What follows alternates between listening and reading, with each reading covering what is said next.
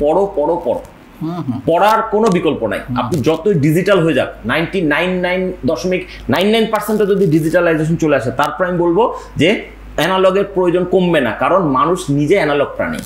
So আপনাকে যতই অনলাইনে সব থাকুক, আপনাকে ওই হাতে করে বই পড়ার এটা মনে থাকে অনেক বেশি।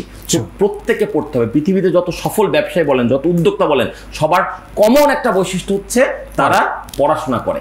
এবং বিল গেটস বলেন বা আদার্স অন্যরা বলেন, মার্ক জুকারবার্গ বলেন, এরা কিন্তু আমার আপনার চাইতে কম শিক্ষিত প্রাতিষ্ঠানিক শিক্ষা অনুযায়ী, কিন্তু এই জায়গায় পৌঁছেছে। বিল গেটস কি বলছে আমি প্রতি সপ্তাহে একটা করে বই পড়ি। মার্ক জুকারবার্গ কি বলছে, প্রতি 15 দিন একটা করে বই পড়ি। এবং এই বই পড়া বিদ্যা দিয়ে আমরা যা অর্জন করি, যা অভিজ্ঞতা হয়, সেটাকে কাজে লেগে আমার প্রতিষ্ঠানকে এত বড় করেছি। সো পড়ার কোনো বিকল্প নাই। যদি আমি একটু ধর্মীয় পয়েন্ট অফ ভিউ থেকে বলি, পবিত্র কোরআনে 114টা সূরা আছে, সূরা ফাতিহা থেকে শুরু, নাসে গিয়ে শেষ। যেভাবে আমরা কোরআনটা মুখস্থ করে এখন কোরআনে হাফেজ হয়, এই সিরিয়ালে কিন্তু কোরআন নাজিল হয়নি।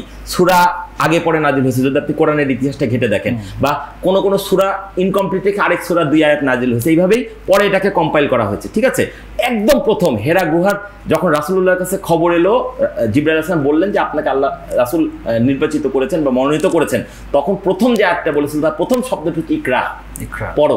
আপনি একটু এইভাবে চিন্তা করেন যে জিবরাইল আলাইহিস সালাম আল্লাহর হুকুম প্রাপ্ত হয়ে রাসূলুল্লাহর কাছে এসে প্রথম শব্দটা উচ্চারণ করার পরে আল্লাহ তাআলা তার ডিসিশন চেঞ্জ করলেন।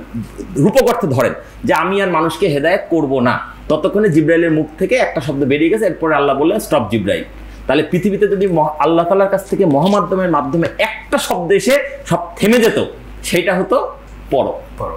তাহলে পড়াটা কত গুরুত্বপূর্ণ, কিন্তু আমরা আজকাল পড়তে চাই না। সো আপনি উদ্যোক্তা বলেন, চাকরিজীবী বলেন, ব্যবসায়ী বলেন, বিক্রয় শিল্পী বলেন, সবার জন্য কমন আমার পরামর্শ হচ্ছে পড়তে হবে। এটা হচ্ছে নিজের আত্ম উন্নয়নের প্রথম ধাপ।